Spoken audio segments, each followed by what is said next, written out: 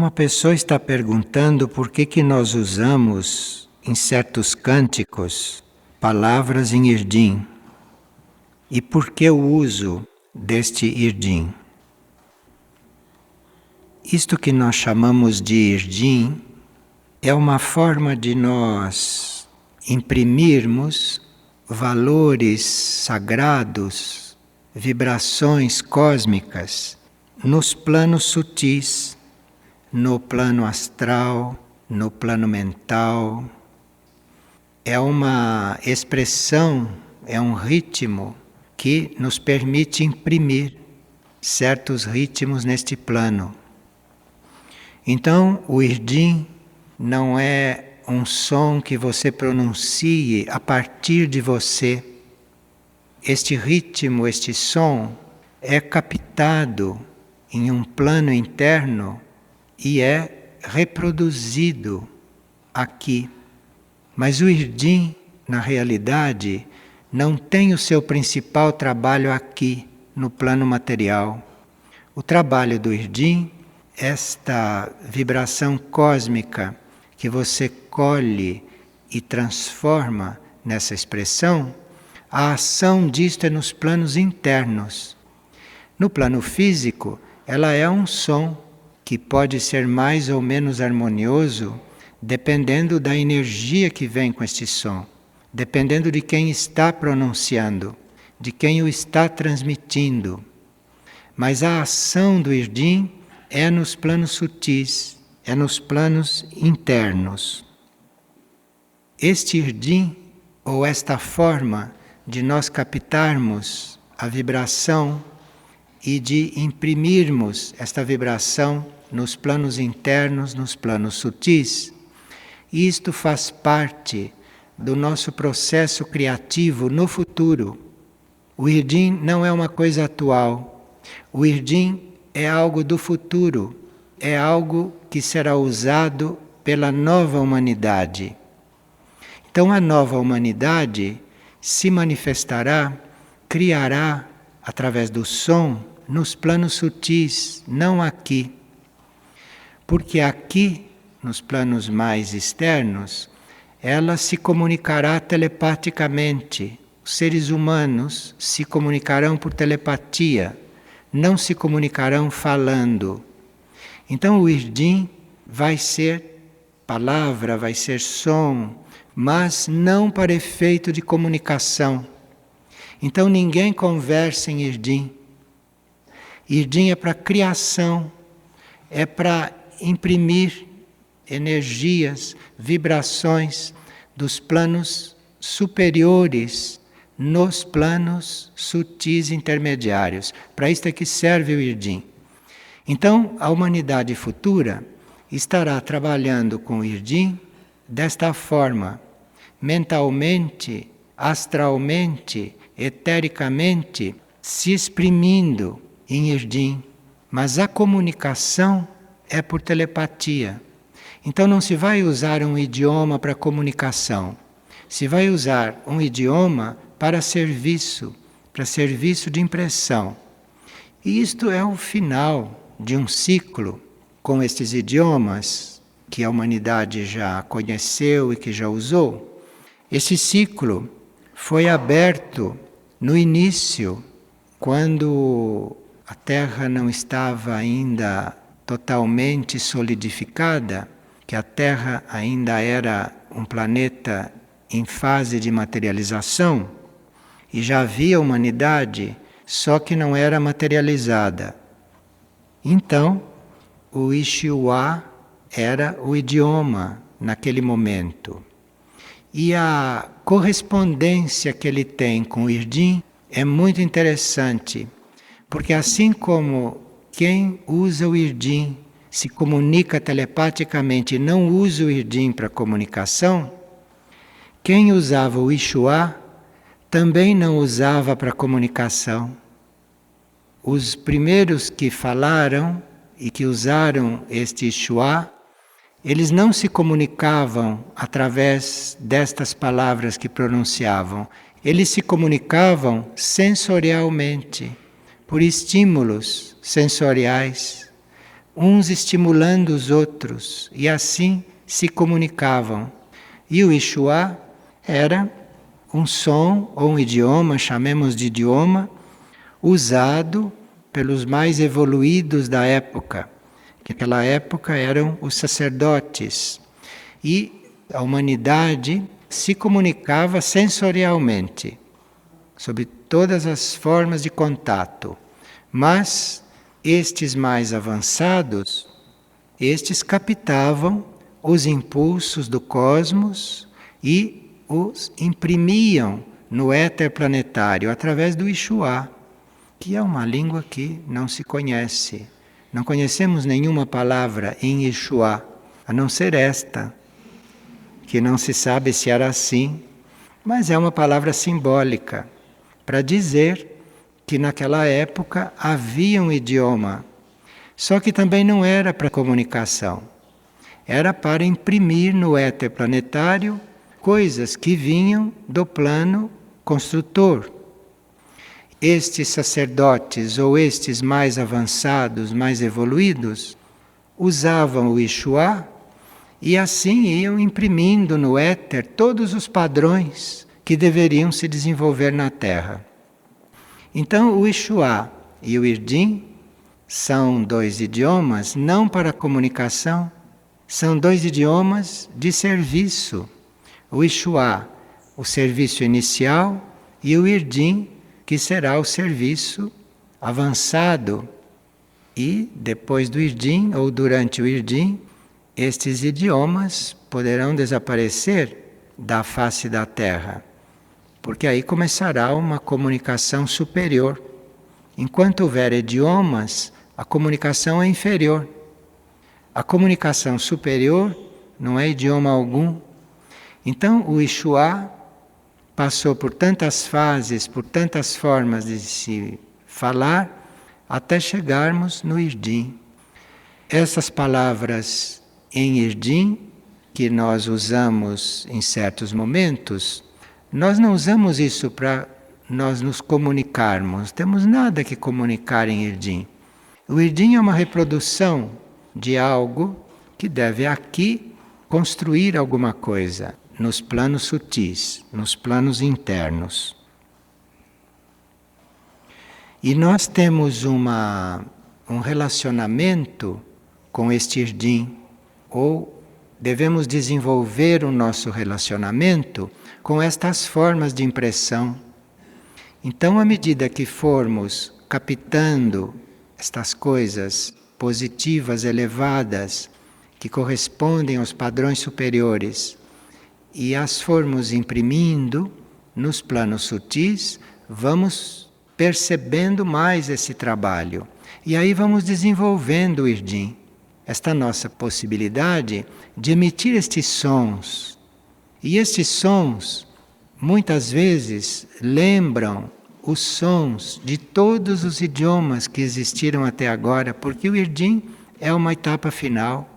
O Irdim é uma etapa depois da qual não há mais idiomas. Então, o Irdim é o mais universal de todos. Uma expressão Irdim poderá ser compreendida, poderá ser captada, poderá ser absorvida em todos os planetas, mas depois do Irdim terminou isto. Depois do Irdim não há mais idiomas. O nosso caminho diante do Irdim pode ser progressivo e quando se percebe a nuance desta vibração, se vê pela forma de usarmos certos sons e pela forma de usarmos certas palavras. O Amanaika Shiminika é escrito com 3 Hs. Então isto é uma forma de nós estarmos diante desta saudação. Dependendo do número de Hs que se emprega numa palavra, isto está indicando o nosso grau de relacionamento com aquele som, ou com aquela palavra, ou com aquele impulso. Se nós escrevemos no fim o Amanaika Shiminika com 3 Hs, isto quer dizer que a nossa compreensão e a nossa identificação ainda não está perfeita. Porque quando a nossa identificação, a nossa compreensão tiver chegado no seu máximo grau, então o Amanaika Shiminika terá mais um H. Então o Irdim tem estas coisas. E nós teremos que ter uma abertura interna. Teremos que estar realmente a serviço, não para nos expressarmos, não para nos exprimirmos, porque quem está preocupado ainda com a própria expressão não vai perceber esta presença do Irdim. Então, é quando você não tem mais nenhum desejo, nenhuma ânsia, vaidade, nenhuma necessidade de ter uma expressão limitada, é que você vai começar a captar estas coisas e começar a imprimir, a criar nos planos internos. Porque daqui por diante, nesta raça humana de superfície, se tratará de criar, mas nos planos internos, porque aqui já está tudo criado. O que é que falta aqui na superfície para ser criado? Se insistirem muito em criar mais, vão começar a criar coisas negativas, como já vem fazendo há vários séculos. Porque a criação não é mais aqui. Aqui tem que ir para a desmaterialização. A criação é nos planos internos, é nos planos sutis, é lá que se cria. É com a emanação da alma, é com o serviço da alma, é ali a criação. E o Irdim é para isto. O Irdim serve para isto. É o instrumento que nós temos para irmos percebendo isto. Por isso é que em algum lugar foi escrito ou está explicado, acho que é no glossário, que o Amanaika Shiminika, este som, este impulso em Irdim, penetra as camadas mais sutis do nosso universo, do nosso mundo. E este Amanaika Shiminika, este som ou este impulso, vai nos preparando para nós nos aproximarmos como consciência da consciência intraterrena e da consciência extraplanetária. Então os nossos irmãos da raça humana, os nossos irmãos que são mais avançados, são mais evoluídos, que estão em outras dimensões, em outros planos de consciência, que não estão neste plano material, a nossa chave direta para que a nossa consciência vá ficando sensível e se aproxime dessa consciência superior no planeta é o Irdim. Então o Amanaika Shiminika, como qualquer outro mantra em Irdim, ele nos aproxima como consciência da consciência intraterrena, da consciência extraterrestre, da consciência extraplanetária e cria, imprime as vibrações superiores nessas camadas sutis do mundo onde nós estamos. Então, quando se diz o Amanaika Shiminika, ou quando se diz algum mantra em Irdim, nós não estamos fazendo aquilo em benefício próprio, como se pode fazer com as orações humanas, ou com os mantras humanos, com os mantras criados na Terra, entre os seres humanos. Este Irdim cria, mas nos planos sutis, nos planos internos, e sempre forma uma base de comunicação para quem pronuncia, para quem usa estes mantras. Então você ficar cantando, ou pronunciando, ou pensando, ou sentindo o Amanaika Shiminika, você está colaborando para a construção, para o aperfeiçoamento, a sutilização e para uma maior compreensão de toda esta rede de comunicações. E esta rede de comunicações, esta rede de contatos supramentais, todas essas possibilidades de comunicação que não são materiais, que não são humanas, isso está representado pelo trabalho dos espelhos. Então, o primeiro passo é nós nos aproximarmos um pouco mais deste trabalho dos espelhos, porque isto faz parte de uma rede de comunicações que o Irdim e que muitos mantras ajudam a formar, a aperfeiçoar, e são para nós chaves de comunicação. E uma outra pessoa colocou aqui um lembrete da história dos cegos diante do elefante. Então havia um elefante e vários cegos em volta. Ninguém estava vendo o elefante. Cada cego punha a mão no elefante para senti-lo e para percebê-lo. Acontece que cada cego punha a mão num lugar do elefante. Então, quando se pedia para os cegos descreverem o elefante, eles descreviam aquilo que eles tinham tocado.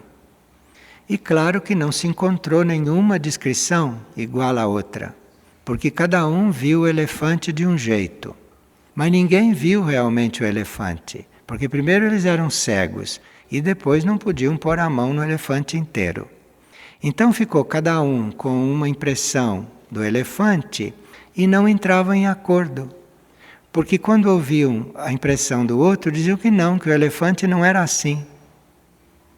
Então a pessoa quer dizer com isto que assim somos nós diante das coisas maiores.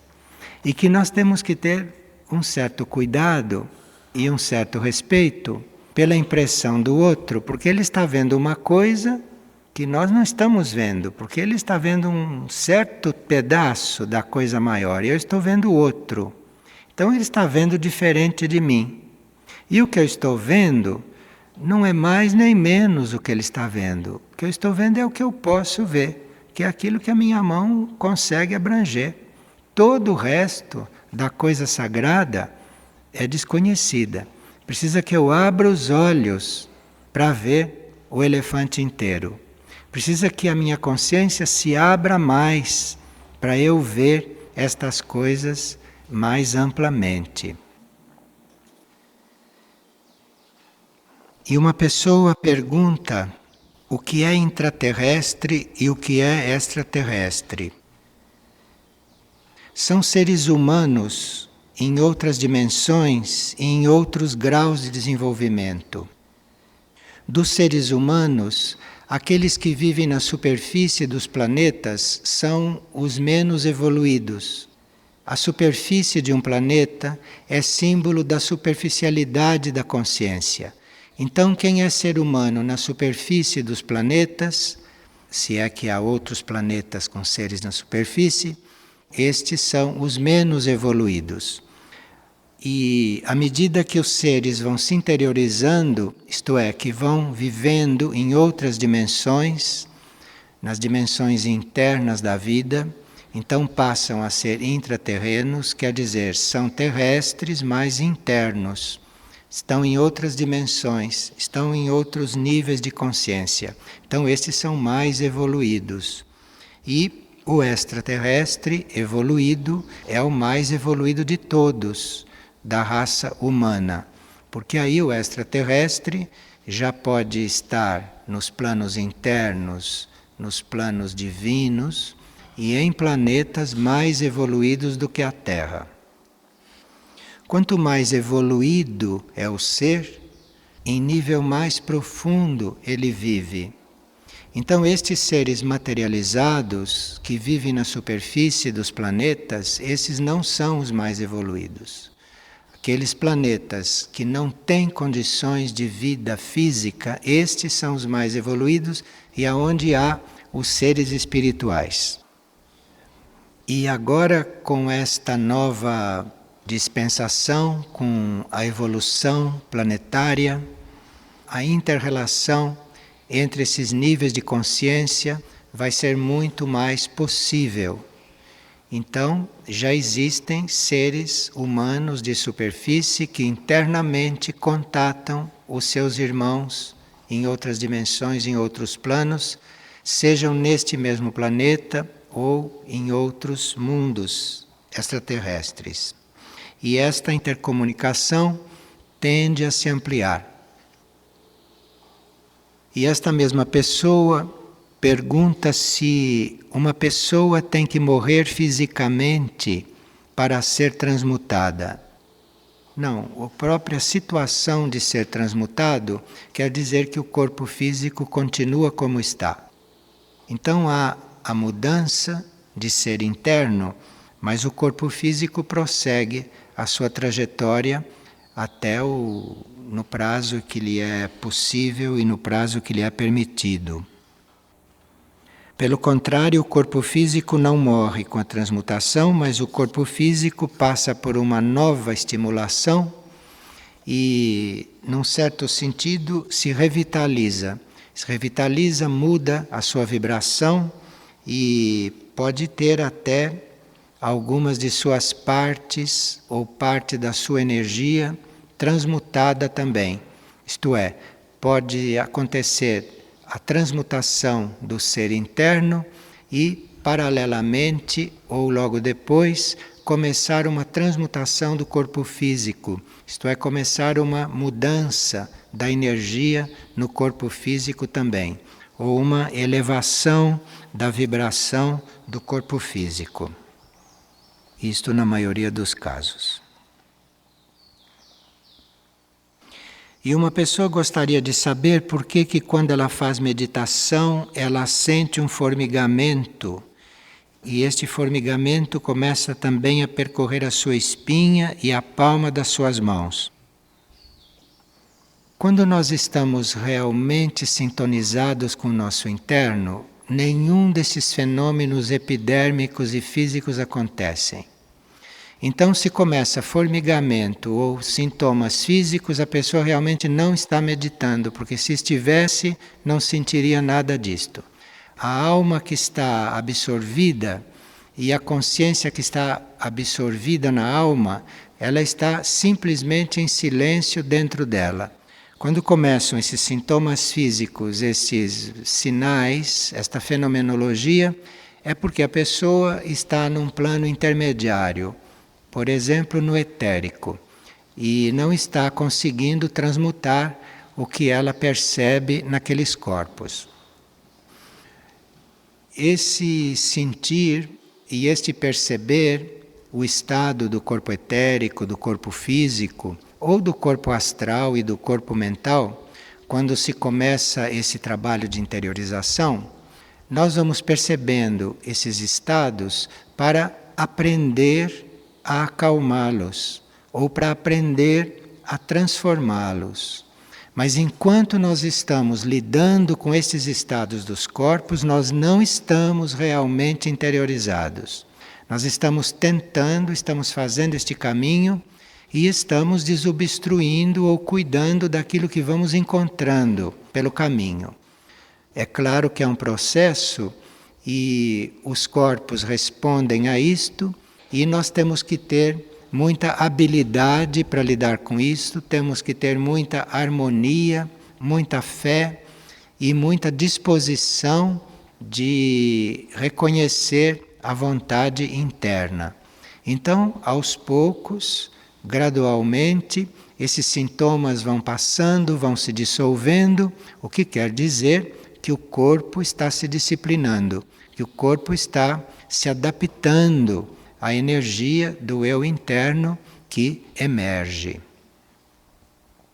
Agora, é claro que nós temos corpos físicos que não nos pertencem, que nós herdamos por hereditariedade genética, apesar de que há sempre um átomo permanente que corresponde ao nosso verdadeiro estado.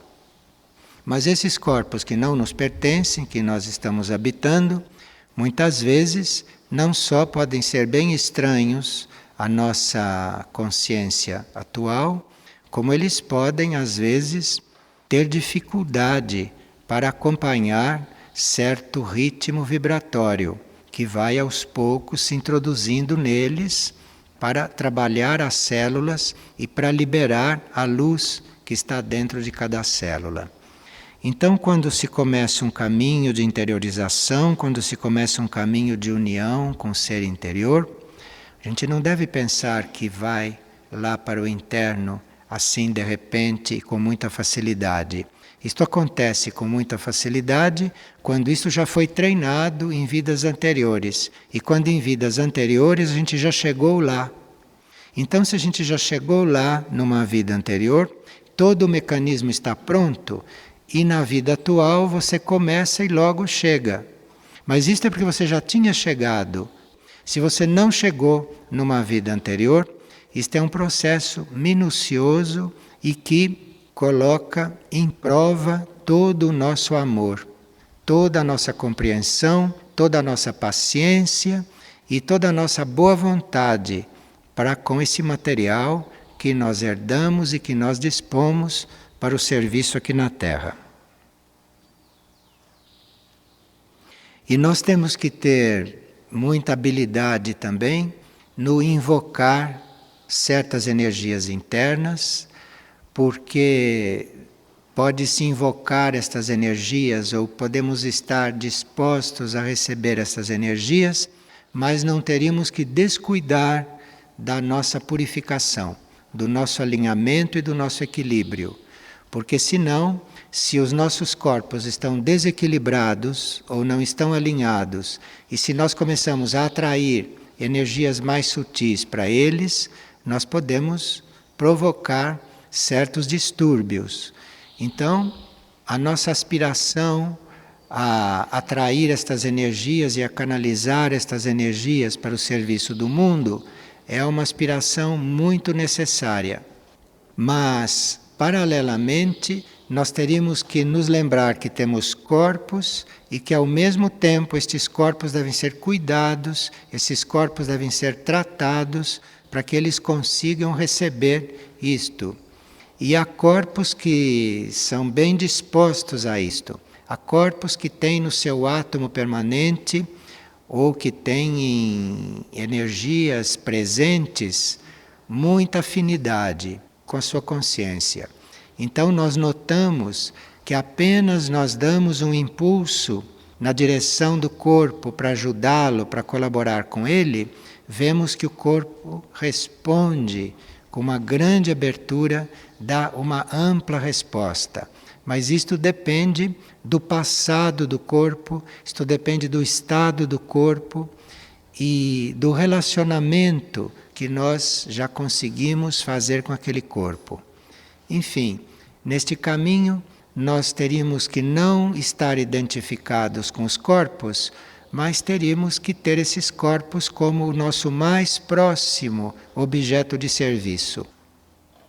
E aí com isto vai tudo bem, porque se nós tivermos clareza a respeito disso, não só da própria consciência dos corpos vem uma resposta, como também de certas hierarquias que nos ajudam em nível corporal. Estas hierarquias podem se aproximar muito mais, podem nos ajudar muito mais, principalmente as hierarquias da cura. Mas para isto, para trabalhar nesse nível de cura e de harmonização com os corpos, nós precisamos realmente estarmos diante dos corpos numa atitude de serviço àquilo que é o material mais próximo nosso para ser equilibrado, reharmonizado e, enfim, tratado. Os corpos, em geral, têm uma comunicação entre eles através dos seus átomos permanentes. O corpo físico, por exemplo, tem uma consciência. E a consciência desse corpo físico se coliga subconscientemente com a consciência dos demais corpos físicos. Então, se você faz um bom relacionamento com a consciência do seu corpo físico, você fica servindo outros corpos físicos através do contato que ele pode fazer. Então, um trabalho realizado no próprio corpo, subconscientemente, pode estimular o mesmo trabalho lá no outro corpo, que tenha afinidade com ele ou que tenha uma necessidade que corresponda a isto que aconteceu no seu corpo. E existem hierarquias dévicas, e no próprio subconsciente planetário existem forças, inclusive intraterrenas, que trabalham nesse ajuste, neste processo de harmonização. Então, quando nós estamos prestando um serviço para um corpo nosso, tratando um corpo nosso, nós estamos nos colocando como um desses elementos de comunicação subconsciente, para que esta rede subconsciente positiva do planeta possa transmitir estas vibrações, possa transmitir esses impulsos de um corpo para outro. Note que isto é subconsciente, isto não é consciente e é muito raro que se tenha autorização interna para fazer isto conscientemente. Isto é um trabalho subconsciente que é conduzido na própria subconsciência planetária, que aí tem seres, aí tem hierarquias, aí tem devas que cuidam disto. Mas o princípio de tudo isto é uma disposição a servir este material que nós estamos ocupando, embora a gente possa não ter nenhuma identificação com ele, mas ter por ele um grande desapego. E uma pessoa está querendo saber o que é que produz mudanças em nós. Se é a meditação, se é a fé, se são estados de consciência superior, o que é que produz realmente mudanças em nós? O que produz mudanças em nós é a consciência única. A consciência é única, a consciência é uma só. E esta consciência evolui, esta consciência se amplia ininterruptamente. Então, como esta consciência única está sempre se ampliando, sempre se aperfeiçoando, sempre crescendo, é isso que nos faz crescer. É isto que amplia a nossa consciência. É nós estarmos dentro desta consciência maior que está sempre se ampliando. Então nós estamos aí dentro e estamos nesse processo. Isto é o que faz com que a gente se amplie. É porque nós fazemos parte de uma consciência que está sempre se ampliando. Agora, há muitos pretextos externos para a gente crescer em consciência. Mas, na realidade, o que nos faz crescer é nós estarmos dentro de uma consciência infinita e que está sempre crescendo. A fé, no nosso nível, é muito positiva e a fé, no nosso nível, é essencial para que a gente possa ir percebendo esta consciência em níveis nos quais nós ainda não chegamos. A fé é um instrumento que nós temos para irmos reconhecendo outros graus de consciência. Através da fé, nós conseguimos penetrá-los. Mas nós crescemos porque a consciência cresce. Não é mérito nosso. Nós crescemos porque estamos dentro de algo que está sempre crescendo. E isto é bom a gente ter presente, porque aí a gente vai ficando cada vez menos individualista e vai ficando cada vez mais infinito, incomensurável.